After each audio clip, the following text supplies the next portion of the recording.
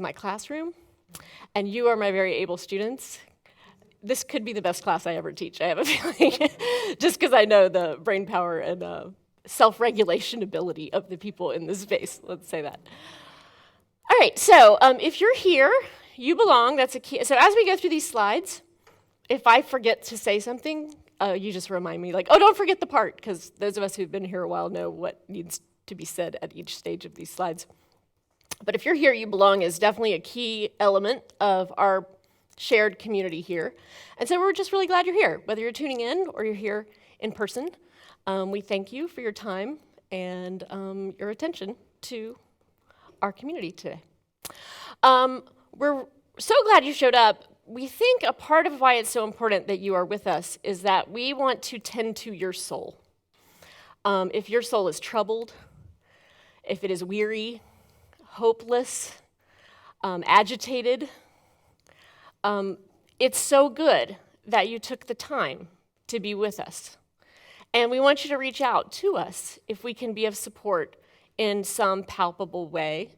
If a lot of times we find people come to us who we say are in the wilderness, and we want to walk with you. And so if that is you, whether you've been here 5 minutes or 50 years, well, we haven't really existed for 50 years, but you got the idea, then you can reach out to us at commonthreadchurch.org/soul, and we can meet you where you are at in terms of your needs in that way. But it's really good you didn't isolate, okay? As Doug says, usually when people are struggling, their tendency is to withdraw and isolate, and we want to not do that in this community. All right, so you want to connect in the community. There's some things going on. Is the What Are You Thinking Zoom really happening after church today? Yes, Sue. Okay, so it might start earlier because I'm kind of reorganizing what we're doing here. So it's going to go kind of like big, long opening statement, announcements, and then offering. But wait, we're doing the announcements too. Anyway. And then we're going to do an activity here that may not be that accessible to everybody at home. So we might start, what are you thinking, a little earlier. There's a food drive going on every Sunday in July, so please attend to that and donate goods, or I know funds are always the most flexible way to help people in need, so consider that donation. I assume there's some. Does anyone know like how you practically do that? Is it on the website? Yes, okay, thank you, Carol.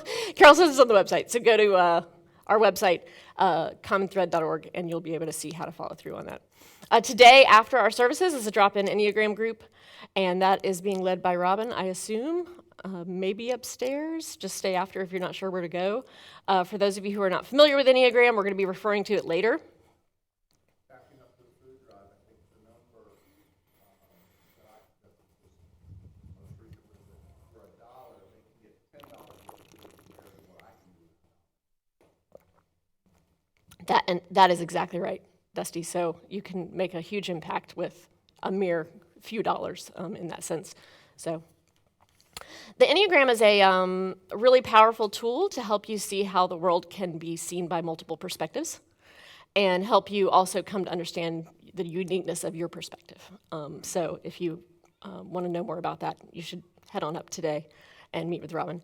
And then we, August, this is where I wanted to get to. August 7th, we're actually having a community meeting and about the future and well-being of our community.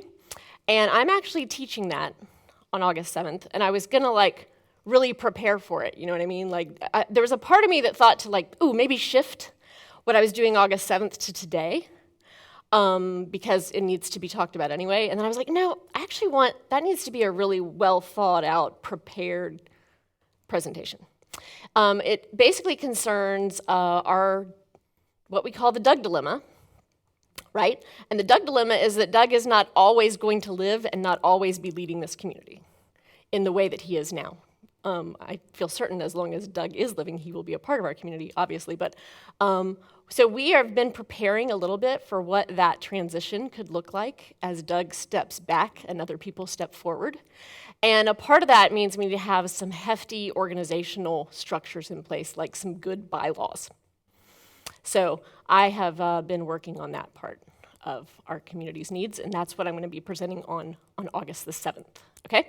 We would love for people to come, hear a little bit more about that story, And you're all going to be, anyone who wants to be, is going to be involved in reading those bylaws and approving those bylaws.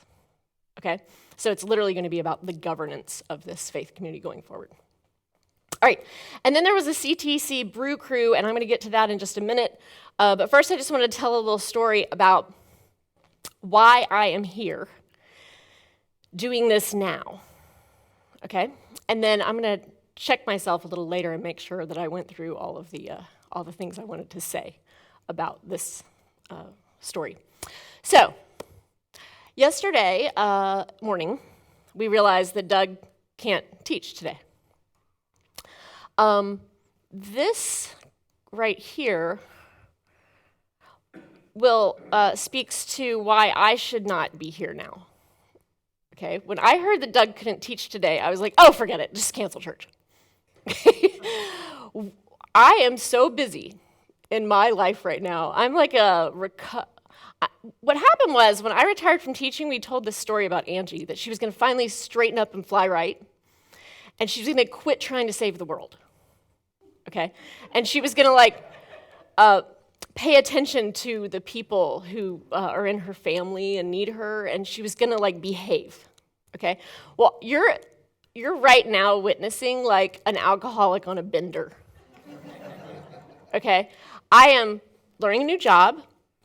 I'm trying to launch a startup with my sister. I'm campaign manager for Doug. I am a mom with some teenagers and a husband who's working way too many hours as a police officer right now. I do not have time to be doing what I'm doing right here.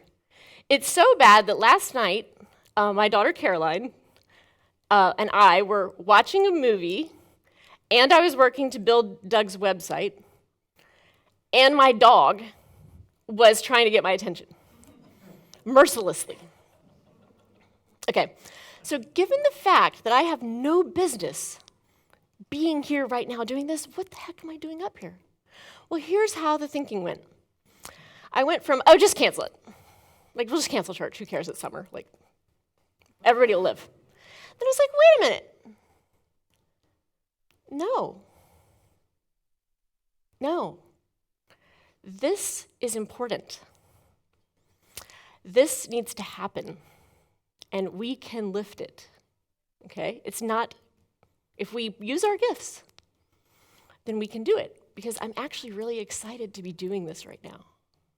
And it didn't have to be hard, and I'll explain to you why it didn't have to be hard. Okay?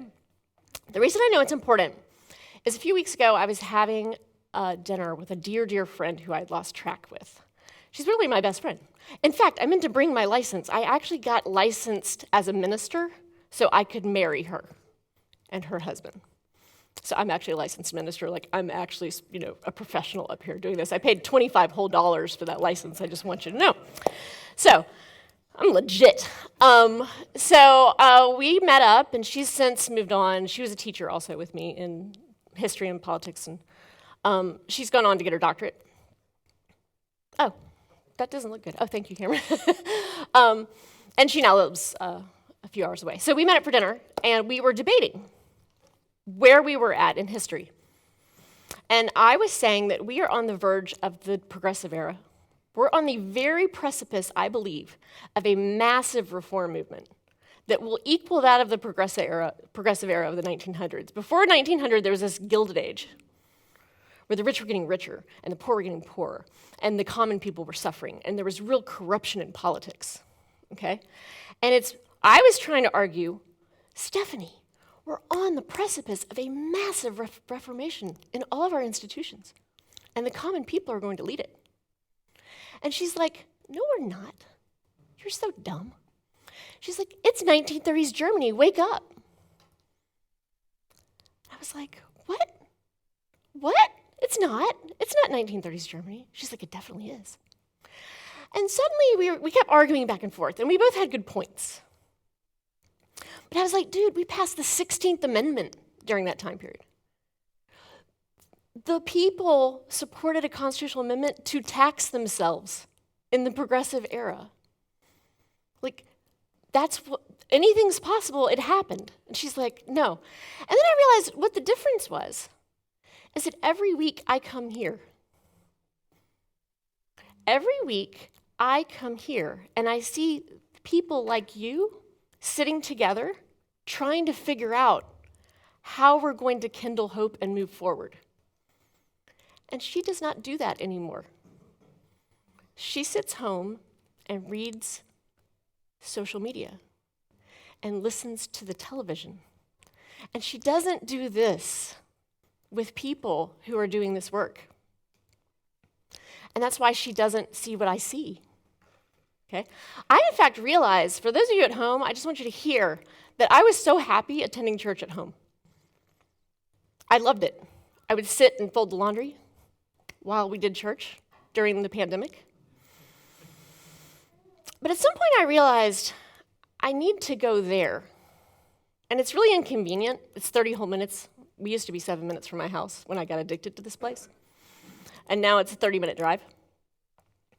But I find that there's something palpable about being here in real time and space with you all that gives me a greater degree of hope than I did when I was at home.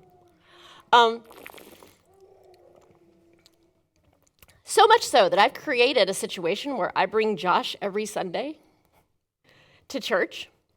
And because I know I'm the kind of person that if I commit to someone, I will follow through, that's how I'm getting myself to church. It's like I've created a situation where I have to trick myself into doing what I know is in my long-term well-being. So, for those of you at home who've been trying to figure out, can I just do this well at home? That's just my perspective. I don't know if it'll help you or not, but I know how nice it was to be at home and attend this church. All right, so the next thing that I thought about is why we needed to do this is because if we don't do this, it's a missed opportunity, okay? It means a whole nother week went by that we had an opportunity to be together and touch that hope stone. And we said, no, thank you.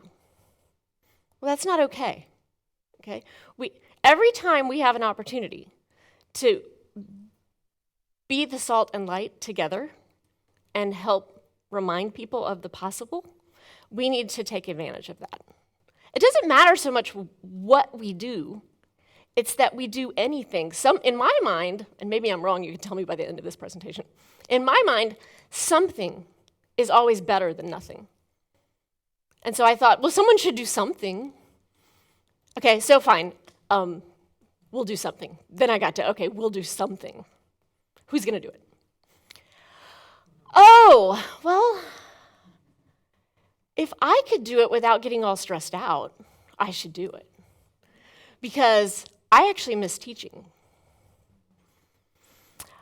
I love teaching, but you're thinking I love teaching because of the kids. I did love the kids, some of them. There were some other kids who drove me insane, and those kind of cancel each other out, to be honest, okay? It maybe doesn't help either that I taught a lot of like upper middle class suburban kids who were kind of transactional. Like the only time they came to see you was when they needed something. So what I really miss is getting to be the center of attention and making everyone listen to me. That's what I really miss. So if this is a disaster and nothing else good comes of it, you at least fed my soul today. I got to stand up, make you look at me, listen to me, and tell you what's in my head, and I haven't been able to command that kind of attention in a really long time. So that's another reason why me. So then the question was, well, can I do it without stressing out? Because I don't have time to stress out. Okay, I had to like go to an event yesterday and had to do this and the other thing, and I was very busy yesterday. I had no time to prepare for this. I thought, yeah, actually I can. Because that's what this community's done for me. When I first came to this community, if you had told Angie Scioli in 2007 that she was going to be doing this today, oh my God, I would have had to like have a fancy PowerPoint, and it would have had to like, it had to be perfect, and I would have felt the real need to impress you, and for me to be good because I did good, and I would have totally stressed myself out about this. But about 2013, I was super stressed out, and Doug came to the school. Because I don't know how he knew, but he knew that I needed him. And he came to me, and he said the craziest thing to me in the length of our conversation, which lasted well over an hour. He said, Angie, someday you're going to realize that you don't have to earn it. Like, it's in you. You are worthy. You are valuable. You have the divine light of creation inside you. So there's nothing that's going to change that. And so you could be paralyzed, needing your diaper changed, in a bed, and someone feeding you with a spoon, and you're still absolutely enough and amazing. And I was like, oh my God, that's really cool. There's no given day where I have to do something to have that. It's just part of my divine creation. So even if you think I suck today, you did not take that away from me, and I'm not that concerned about losing it, because I will always have it. So this community created this monster, okay? This community created a woman so ridiculous that despite the fact she's on like a Enneagram 1 idealistic save the world bender, and she has no bandwidth for this work, here I am, and I'm loving it. I'm not nervous. It's a great opportunity, and I'm thoroughly enjoying every minute of it. So that's what this did. That's what you all did, is you created this monster. So that's why I'm here, and that's why we're having this time together. Let me check. My cute dog, bless his heart. Let me check and make sure. Oh, okay. All right. It's good if you know you're going to suck to like create a little like, oh, don't forget, I'm going to come back. There's two things about that I want to talk about. Organization is not my strength today, but that's okay. I need to pick this up, and then I'm going to go back, and then we're going to go forward. But yeah. I never told you about the CTC Brew Crew. They're also meeting August the 7th. There's some pictures of them later. There's people who need food and help. Oh, God bless the people. These are not my gifts, but God bless the people who these are their gifts. If you have ever brought a human into the world and then food showed up at your house, it's like the greatest magic that ever happened. Oh my God, those people who have those gifts, just bless you. Give them more. Here's 2 opportunities. Go to the website, it'll tell you how. Help with teens and kids. Okay, you know how like I'm doing this up here and I'm actually enjoying it and excited about it, and I really needed to have this opportunity despite the fact I didn't know it? There's some of you out there who need to do this once a month. You like kids. Kids light you on fire. Or teens fascinate you, or you remember being one. And you need to do something about that. And this is me telling you that, to listen to that intuition, that that's a gift you have to give, and you should give it once a month. It'll really help out people like Shelby, who are doing it the other 3 weeks of the month, and could use a little break, a little bandwidth. So please let us know. I think the way you do that is you go onto the website and you go to commonchurch.org and you click on the clipboard part, okay? The clipboard part.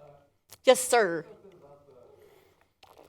Helping with the kids and teens, like, these are, divine light in all of us, right? So that's true about our kids as well. And, like, we come in here and we have these offers and we work the circle together and all this stuff.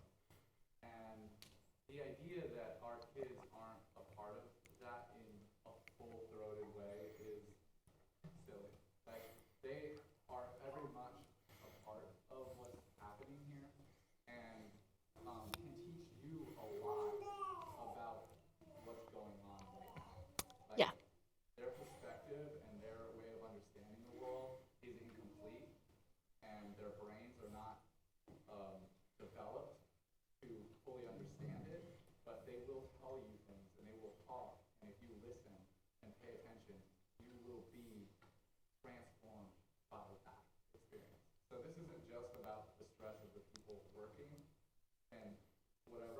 about an opportunity to engage with the divine through this very rarefied form in this like very weird culture that we're in, where we never see kids, we never see teenagers. This is an opportunity to engage with them in a really meaningful way. So, Thank you for that. Love that. You know, they say young people, children, are the closest to the divine. Like, they're the most recently arrived. And so within them is an innocence and a perspective that us old people have forgotten, right? So it's a really good way to, like, remind yourself of what that perspective can look like. Yeah? Is this about giving Shelby Sunday off, or is it about giving her help as she does it? I am not sure, but I bet both would be incredibly appreciated. So if, like, the first way that you want to be involved is to help, to gain the confidence to then take over a Sunday, then I think that's a great way to scaffold yourself to do what it is you think you should be doing within the community. Okay. So we have committed to doing once a week check-ins with our community, and there's 3 ways to do that: the app, the website, and we have a weekly email that goes out on Thursdays, which, by the way, has a 40% open rate. That's amazing. Which also reminds me, this is a little disjointed, and I apologize. This last week, I sent you all an email about Doug's campaign if you want to be involved in it. And if you did not see it, or you're like, oh yeah, I do actually want to help, just go to dougforwake.com. And there's a button there to volunteer, and there's a button to donate. Okay, dougforwake.com. Just doesn't get any easier than that, right? So that's something else I meant to say. And then last Sunday, our brew crew actually met up. And I just kind of have FOMO about that. Do y'all know what FOMO means? Yeah, fear of missing out. I think I missed out. That looks like a fun crew right there. So they'll be doing that again on August the 7th. Oh my God, there's Jeff Perrin. I haven't seen Jeff Perrin in forever. Yeah, okay, now I'm in. Okay. So let me just clean up a little bit of what I did, and then I'll tell you how we're going to move forward. Okay.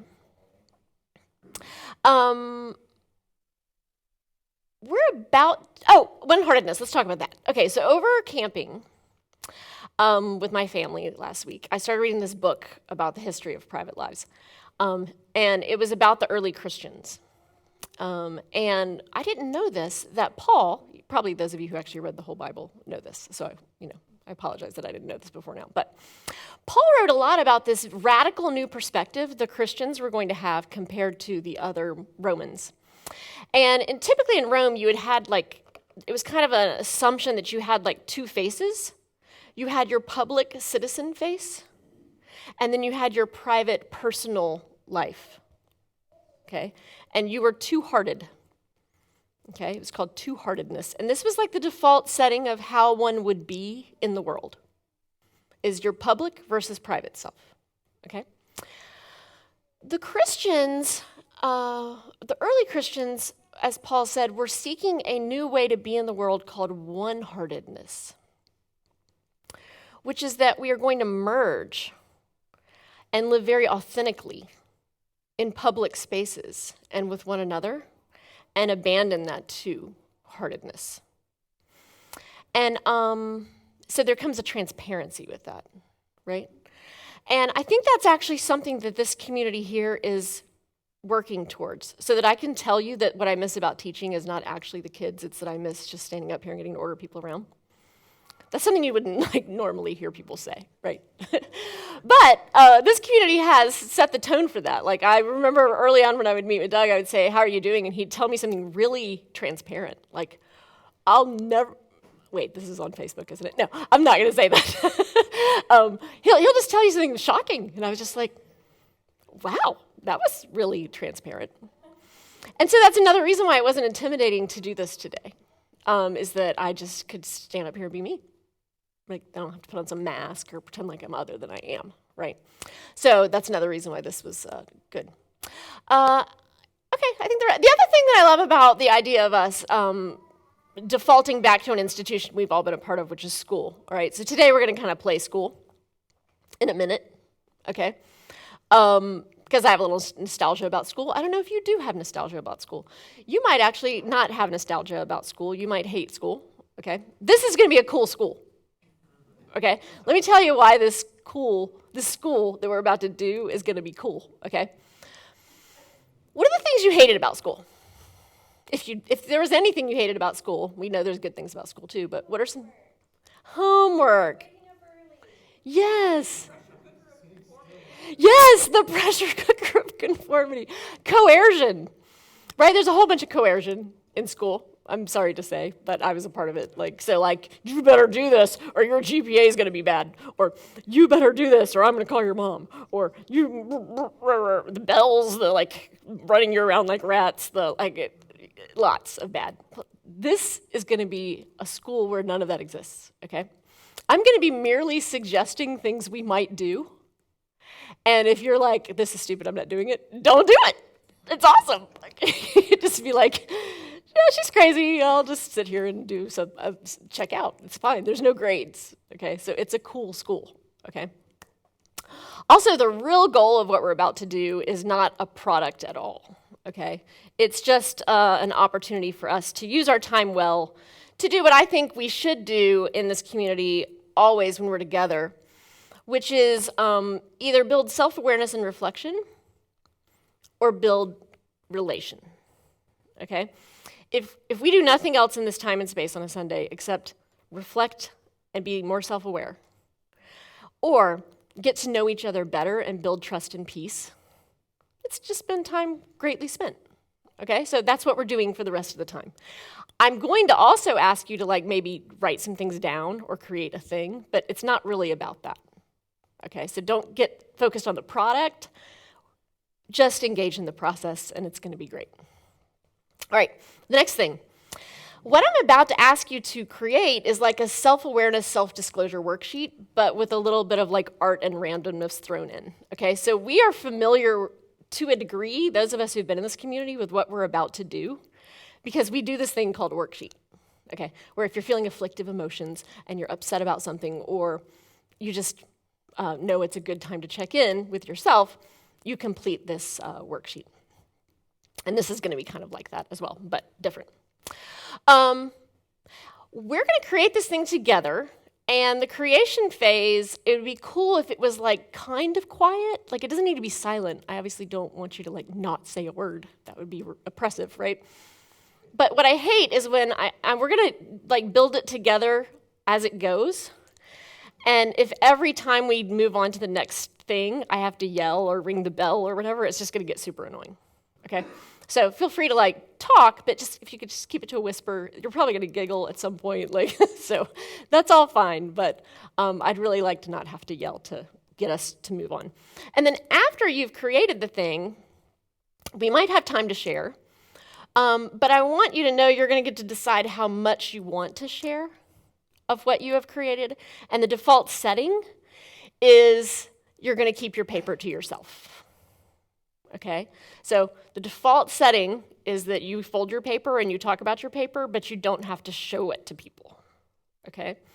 But if you're feeling particularly one-hearted today, then you might show people your paper, or you might talk about one part of it, okay? So sometimes it helps if you're creating a thing to know who the audience might be. And so you're totally in control of to what degree someone does or does not see what you have done, okay? So, I think we have not gotten to the offering, and we need to, because we need to release the people who are at home. There's a slide that's supposed to come up to tell me about the offering. It's the last one. Okay, well, I'm not gonna pull it up because I do not wanna reveal all the amazingness that's about to come on the rest of this presentation. So I'm gonna try and make up the offering without the slide. Y'all help me out if I screw it up. So you should give money to Common Thread Church. Yes, you should. You should donate your money, your time, your gifts, your talents. Why? Because the money you invest here will be amplified in your life and serve us all well, and you'll be proud that you were part of the narrative where we are reestablishing and reforming faith communities to be healthy, vibrant communities capable of meeting our needs both now and in the future. Was there something else I was supposed to say about that? Oh, you can give on. You can give online. That's how we all give now. No one's writing checks. There's no gold things getting passed around here. And yeah, so just go to the website and it says donate. That's it? That's it. Okay. You guys, I'm so sorry, those of you on Facebook Live, you're going to miss this cool school activity we're about to have, but maybe next time you'll be with us and we'll have that opportunity some future time. All right, so signing off to the Facebook Live people, those of you who are stuck with me for a few more moments, let's look at